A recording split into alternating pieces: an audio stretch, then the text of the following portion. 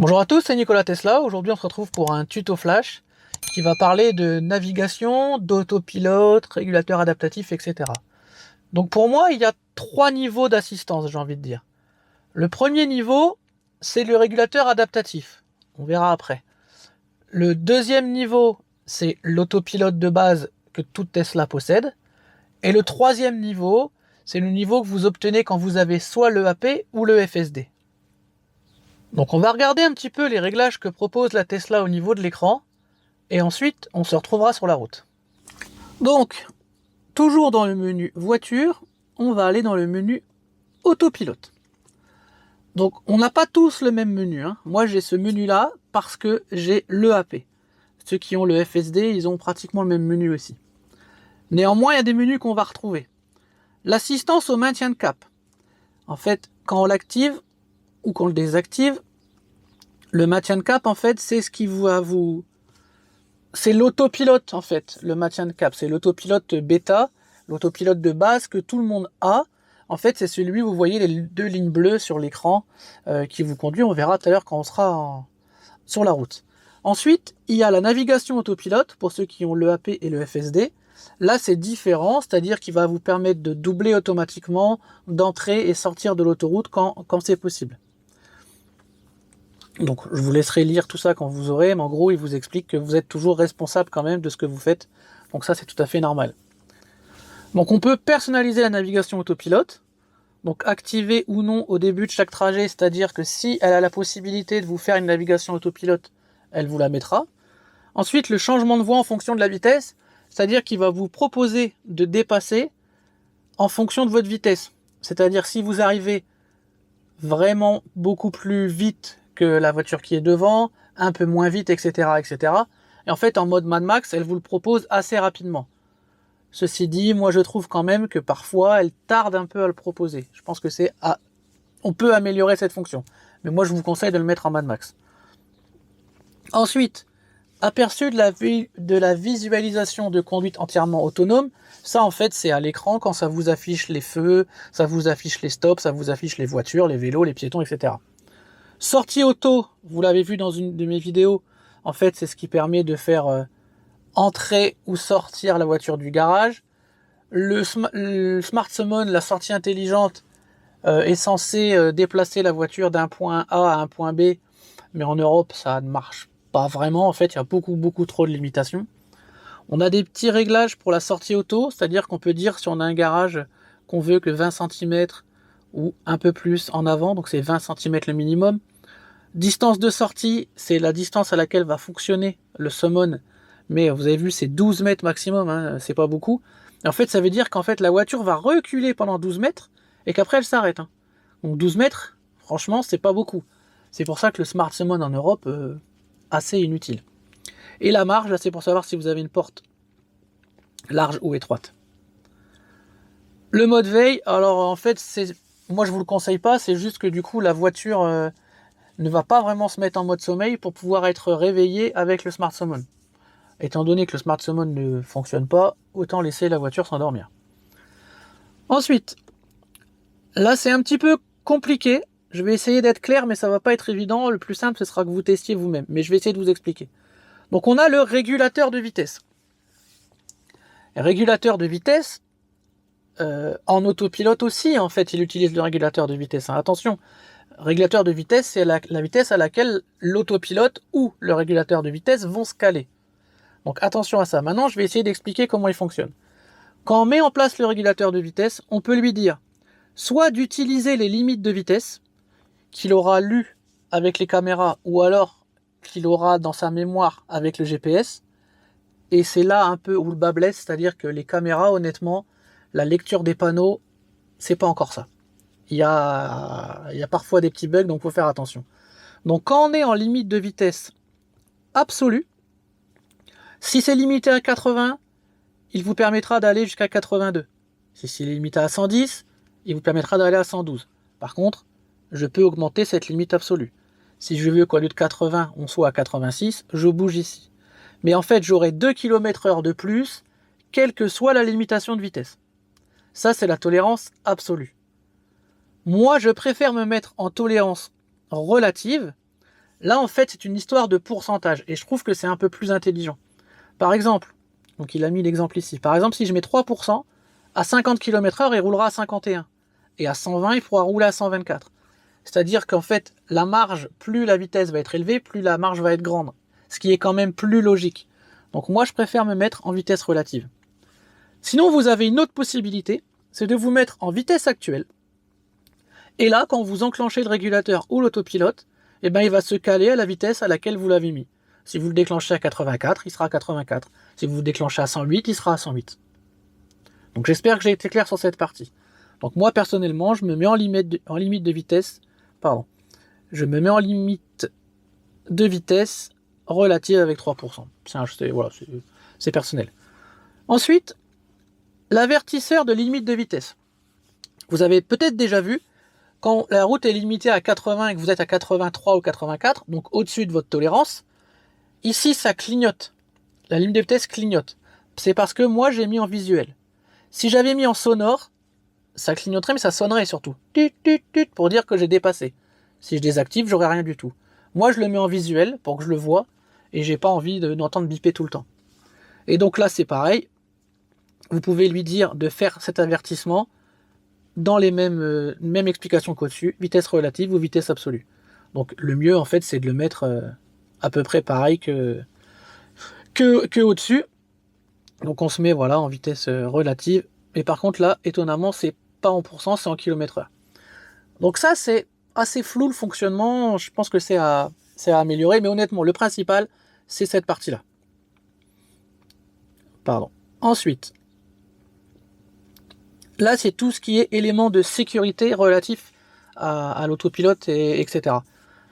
Avertissement de collision frontale. En fait, bon, ça porte bien son nom. Hein. Vous arrivez à un endroit, il y a un obstacle, une voiture qui pile devant vous. Voilà, plus vous l'activez tôt et plus la voiture va réagir vite. Alors attention aussi, ça peut parfois être un peu responsable de certains freinages fantômes. Mais bon, moi je préfère quand même être prévenu assez tôt. L'évitement de franchissement de ligne. En fait, c'est si vous êtes en route de campagne et que la voiture voit que vous sortez un petit peu des lignes, elle va biper la voiture et elle va vous remettre un peu dans la voie. C'est pour ça que moi j'ai désactivé, parce que par chez nous, il y a beaucoup de petites routes de campagne, c'est assez désagréable. Ce qui n'empêche pas que l'évitement d'urgence de franchissement de ligne est activé. Si la voiture voit que je sors vraiment de la route, hop, elle me remet en place. Donc en fait, c'est pas incompatible. On peut désactiver l'avertisseur de franchissement de ligne, où dès qu'on va chevaucher un peu la ligne, elle va biper, mais conserver l'évitement d'urgence, où là vraiment, c'est une question de sécurité. L'avertisseur d'angle mort. En fait, vous verrez ici dans l'affichage, si une voiture arrive dans votre angle mort, la voie ici va changer de couleur et la voiture va vous avertir qu'il y a quelqu'un qui arrive. Et si jamais vous enclenchez quand même le déplacement, elle va vous remettre dans la voie. Freinage d'urgence automatique. Bon bah ça voilà, vous le connaissez, hein, c'est en rapport aussi avec l'avertissement de collision frontale. L'avertissement de collision frontale, il va biper en fait. Et avec le freinage, en plus, il va s'arrêter. Limitation de l'accélération, je vous conseille de le mettre. Tout bêtement, en fait, il va limiter l'accélération s'il voit un obstacle devant. Par exemple, vous suivez une voiture ou vous êtes près d'un mur et vous mettez le pied le pied à fond, le pied droit, et ben vous n'aurez pas la puissance max parce qu'elle va calculer qu'il y a une voiture devant, qu'il y a un obstacle devant, et elle va vous empêcher d'y aller. Mieux que ça maintenant, on a même une option que si on roule à faible vitesse et qu'il y a un obstacle devant, elle peut même directement appuyer sur les freins pour vous empêcher d'accélérer en fait. Donc tous ces systèmes-là vous empêchent d'avoir une collision. Alors, pour en revenir à la limitation de vitesse, en fait, au niveau du régulateur, vous allez voir que parfois, il ne se met pas à la vitesse qu'on souhaite parce qu'il a mal vu le panneau ou, peu importe, mais en tout cas, il ne se met pas à la bonne vitesse. Vous pourriez rouler à 80 et il reste calé à 60, par exemple. Au lieu de monter la vitesse avec la molette de droite, comme je vous ai montré, ou je vais vous montrer dans la vidéo, avec la molette de droite, vous pouvez tout simplement baisser le commodo de droite. Bon là je suis à l'arrêt donc forcément il ne comprend pas, hein. Mais vous maintenez, baisser le commodo de droite et automatiquement le régulateur de vitesse va venir s'ajuster à la bonne vitesse. Donc c'est quand même très pratique parce qu'on peut passer de 60 à 80 juste, on reste appuyé et on y vient tout de suite. Et ça c'est pratique. Il y a aussi un autre mode dont j'ai pas parlé parce qu'il est, à mon sens, différent. C'est le limitateur de vitesse.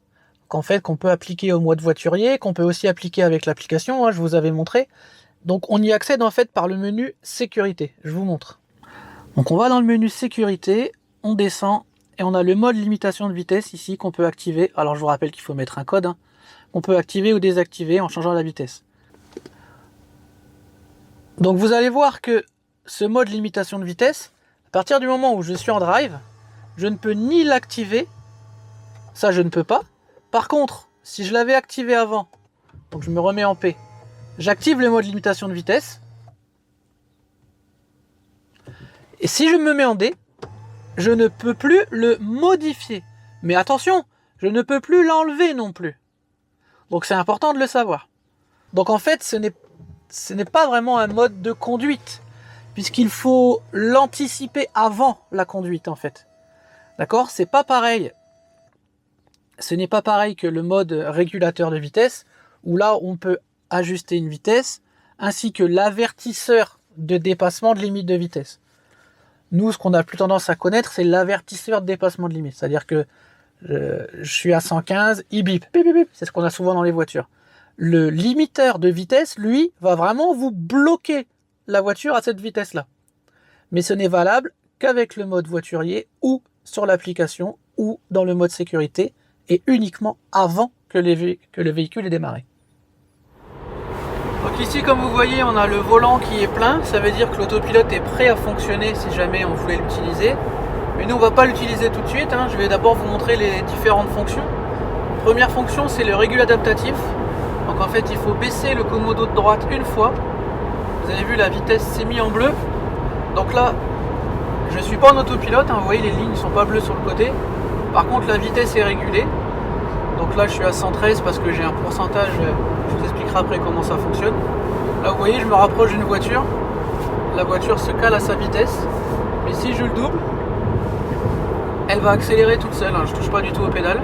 C'est elle qui va accélérer pour doubler. Donc ça, c'est la partie régulateur adaptatif. Donc à droite, vous avez la limitation de vitesse de cette route qui a été lue par le panneau et en plus qui est connue par le GPS.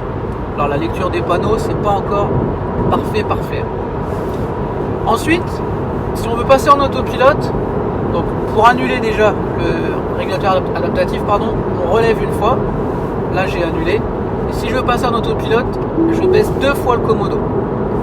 Vous avez entendu le petit bruit caractéristique. Il nous rappelle de garder les mains sur le volant. Le volant est passé au bleu et j'ai les 2 lignes de chaque côté. Ça veut dire que là, je suis en autopilote. Donc là, non seulement il maintient la vitesse, il adapte la vitesse, mais en plus, il garde la voiture dans la voie. Et vous avez vu, tous les 15 secondes, je crois, il demande de toucher le volant.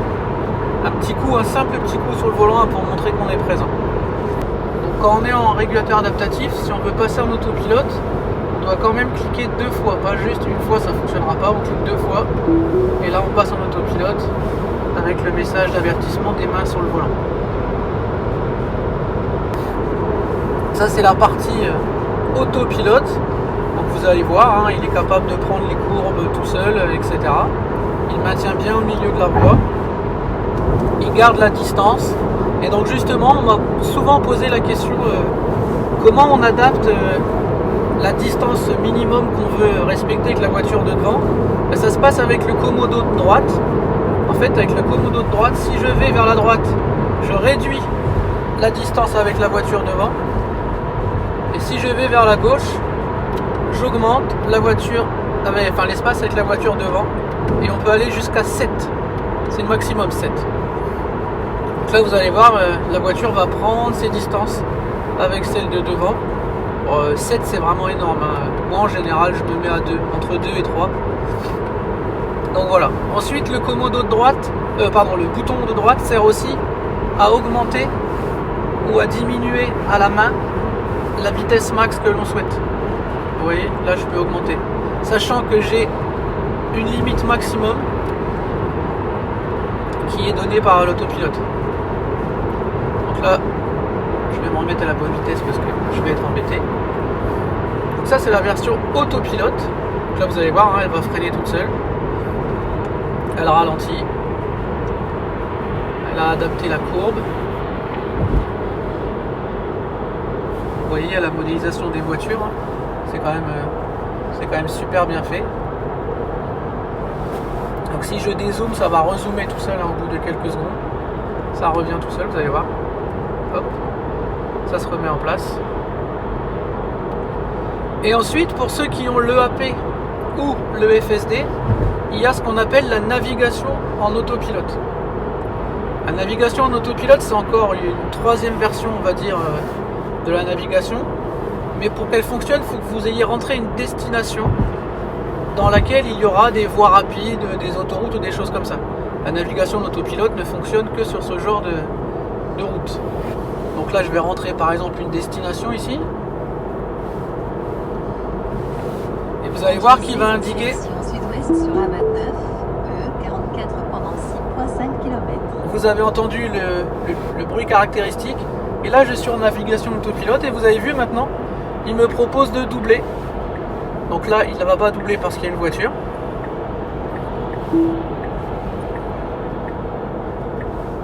Hop. Un petit coup sur le volant et la voiture elle déboîte. Donc la grosse différence entre l'autopilote et la navigation en autopilote, déjà visuellement vous avez vu je n'ai qu'un trait parce qu'il suit sa route. Et là par contre il va doubler tout seul, enfin tout seul, me proposer de doubler tout seul et il va sortir de l'autoroute lui-même. Vous allez voir ça tout à l'heure quand on va arriver. Donc là il y a quand même beaucoup de trafic hein. Mais vous avez vu il maintient la distance, il s'adapte. Et contrairement aux premières versions, maintenant il propose de se rabattre sur la droite. Au tout début en fait il gardait un peu le pilotage à l'américaine où on restait toujours à gauche. Maintenant vous allez voir il va me proposer de me rabattre sur la droite. Alors par contre ici il retient 130 lui, mais en fait c'est un problème parce qu'ici c'est pas 130, c'est une voie à 110. Donc on va bientôt arriver à la sortie, donc vous allez voir elle va ralentir toute seule, elle va mettre le clignotant un peu tard c'est vrai, et elle va prendre la courbe. Vous allez voir c'est assez bluffant quand même. Donc j'ai toujours la main en bas du volant, ça c'est important. Et là vous allez voir, il va clignoter tout seul, il prend le virage, je fais absolument rien moi. Dans 300 mètres, tirez à droite. Il ralentit. Donc là il m'indique que je vais plus être en navigation en autopilote. Il faut toujours que je touche un peu le volant. Mais il prend quand même parfaitement la courbe, vous avez vu. Maintenant serrez à droite vers des 1000. Et là dans quelques temps, il va falloir que je reprenne la main. Donc là voilà, elle s'arrête. Je reprends la main, puisqu'on arrive à un rond-point. Vous savez que l'autopilote ne fonctionne pas dans les ronds-points, hein, c'est pas fait pour ça. Entrez dans le carrefour giratoire et prenez la première sortie. Voilà, après on reprend la main. Donc ici vous avez plusieurs indications de vitesse. Parfois il y en a même une ici en plus qui est grisée, qui correspond à la limitation de vitesse par temps de pluie. Ici c'est la limitation de vitesse du tronçon. Ici la vitesse max que j'ai autorisée. Et là ici c'est la vitesse à laquelle je roule actuellement. Quand on est en autopilote on peut quand même doubler, hein, mais il faut forcer en fait, il faut descendre le commodo jusqu'en bas ou jusqu'en haut suivant où vous doublez et mettre le petit coup de volant et là la voiture double toute seule, se place dans la voie et va réaccélérer jusqu'à 110. Donc la différence entre la navigation autopilote et juste l'autopilote, c'est qu'il ne va pas me proposer de doubler. En navigation en autopilote, quand il me propose de doubler, j'ai juste un appui court à faire sur le commodo et la voiture va doubler. Quand je suis en autopilote classique, là il faut que je lui dise que je veux doubler et pour lui dire en fait je dois lever le commodo à fond. Là il m'emmène, je mets le petit coup de volant et la voiture se rabat. C'est vraiment la différence. Alors qu'en navigation en autopilote, il va me proposer de doubler. Alors attention, hein, en navigation autopilote, je peux aussi le forcer à changer de voie de la même façon en baissant le commodo au maximum. Quand vous voulez régler la voie du GPS, hein, comme je vous ai dit, vous avez le commodo de gauche au moment où la voie parle. Attention, hein, vraiment au moment où la voie parle. Par contre, vous ne pourrez pas l'éteindre complètement avec le commodo. Si vous voulez qu'elle se taise complètement, en fait, il faut aller dans les réglages de la navigation. Et là, vous pouvez la muter en cliquant sur le petit icône sur le côté ici. D'accord? Donc là, on peut monter ou descendre. Et là, on peut muter la voie complètement. Alors, pour tout ce qui est autopilote, navigation en autopilote, FSD, il y a le phénomène qu'on appelle les freinages fantômes. Vous avez dû en entendre parler. Alors, il faut savoir quand même qu'il y en a beaucoup moins maintenant qu'au début de l'autopilote. C'est amélioré à chaque mise à jour, mais néanmoins, ça existe toujours et il faut y être préparé. Mon conseil, c'est que déjà, il faut toujours avoir la main sur le volant pour être prêt à réagir et aussi avoir votre pied droit prêt à, étonnamment, réaccélérer. En fait, le freinage fantôme, comme son nom l'indique, va faire freiner la voiture, souvent de façon assez brutale. Et ça peut être dangereux néanmoins, surtout quand il y a une voiture qui vous suit. Donc il faut être prêt à accélérer. Avec la puissance qu'on a de la Tesla, ça repart tout de suite au niveau du freinage fantôme. Il faut savoir que ce n'est pas parce que vous êtes en autopilote que vous ne pouvez pas accélérer. Par contre, attention, pour les petits furieux de la pédale de droite, si vous dépassez les 150 km/h en autopilote, l'autopilote va vous punir, va vous biper et vous n'aurez plus l'autopilote pendant le trajet. Il suffira de s'arrêter, d'attendre que la voiture se calme un peu, de redémarrer et ça repartira, mais n'empêche que on ne va pas dépasser 150 km/h en autopilote. Toujours est-il qu'on peut quand même passer de 110 à 130 par exemple, si on a besoin de réaccélérer un coup parce que quelqu'un arrive vite, on peut le faire même si on est en autopilote. Ça n'empêche pas d'accélérer. C'est important de le dire parce qu'il y a des gens qui ne le savent pas ça. Pour en revenir au freinage fantôme, plus vous allez rouler et plus vous allez entre guillemets anticiper ces freinages fantômes. Par exemple, moi je sais que dans mon secteur, il y a un endroit, je suis sur l'autoroute et il y a une sortie et la voiture, je ne sais pas pourquoi, à chaque fois le GPS doit mal positionner et croit que je suis sur la voie de sortie. Donc forcément, la limitation est à 50. Et là, ça fait mal parce que la voiture, elle pile. Cet endroit-là, je le sais, j'anticipe et j'ai mon pied pour réaccélérer et la refaire partir tout de suite.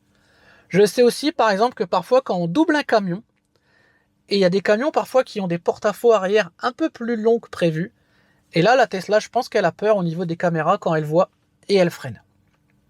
J'ai l'habitude maintenant, je prends mes distances, je m'écarte un peu, et voilà. Donc, plus vous allez connaître votre voiture, plus vous allez les anticiper. Par exemple aussi, ça peut arriver quand on a une route qui monte et en fait, le reste est en descente et on ne le voit pas et il suffit qu'il y ait un rayon de lumière ou quelque chose et par sécurité, la voiture, comme elle ne voit pas où elle va d'elle-même ralentir pour éviter qu'il y ait un accident. Quand vous le savez vous la accélérez vous-même et ça passe. Toutes ces choses-là, en fait, vous allez vous y habituer. Il ne faut pas que ça vous fasse peur, mais il ne faut pas non plus les oublier. Il est hors de question de ne pas tenir le volant, il est hors de question de regarder ailleurs. Ça reste une bêta, il faut rester vigilant, c'est hyper important. Parlons un peu d'avenir. Vous n'êtes pas sans savoir qu'aux États-Unis a été lancé le grand programme de la nouvelle version du FSD en bêta pour certains chanceux. Et je pense que ça va vraiment changer la donne, parce qu'en fait le système est complètement différent. Nous, en fait, notre FSD ou notre EAP ou notre autopilote fonctionne avec une accumulation de photos, en fait, d'images, de photos, même si c'est filmé, mais ça reste une accumulation. Il n'y a pas de notion de temps et de profondeur au niveau de l'espace. Il n'y a pas la fameuse 4D, comme on appelle ça. D'accord? On a la profondeur de champ, mais on n'a pas le temps, la distance-temps. Et on n'a pas vraiment une vraie vue 3D, j'ai envie de dire même 4D avec le temps. Ce cas, la nouvelle IA, du nouvel autopilote, du nouvel FSD, je vous invite à aller voir des vidéos là-dessus au niveau des États-Unis, c'est impressionnant tout ce que la voiture voit, gère et calcule. Donc je pense que ça va vraiment changer la donne. Par contre, je vais mettre un gros bémol, c'est qu'on n'est pas près de le voir en Europe à mon avis. J'espère me tromper, mais à mon avis, on n'est pas près de le voir. Mais en tout cas, je pense que ça va vraiment changer la donne et je pense que les freinages fantômes, ça risque d'être un vieux souvenir. On verra ça, je croise les doigts. Donc voilà, je pense qu'on en a fini avec ce tuto. Donc je vous rappelle, 3 niveaux d'assistance entre guillemets, le régulateur adaptatif classique, avec, avec la distance qui est respectée, que vous pouvez modifier. L'autopilote de base, qui est un maintien dans la voie, mais amélioré quand même, un maintien dans la voie plus, qui est couplé au régulateur adaptatif. Le AP et le FSD qui est encore un cran au-dessus, donc c'est régulateur adaptatif, maintien de voie, plus navigation en autopilote, et on peut doubler automatiquement, entre guillemets, encore une différence avec les États-Unis, et entrer et sortir de l'autoroute. Donc vraiment, l'autopilote, c'est quand même un vrai plus, même l'autopilote de base, hein, c'est vraiment un vrai plus au niveau de la conduite. C'est beaucoup plus reposant quand on fait des longs trajets. Franchement, l'essayer, c'est l'adopter. Ça fait un peu peur au début, mais franchement, l'essayer, c'est l'adopter. Donc voilà, on en a fini hein, donc avec ce tuto. Je vous remercie de l'avoir suivi. Merci encore pour tous vos commentaires. Continuez, n'hésitez pas à poser moi des questions, échanger. C'est vraiment important qu'il y ait énormément de commentaires. Ça plaît beaucoup à YouTube et ça me plaît surtout beaucoup à moi. Donc voilà. On se retrouve très bientôt sur la chaîne Nikola Tesla pour d'autres tutos, d'autres vidéos. Et très bientôt à live. Allez, à bientôt sur la chaîne Nikola Tesla.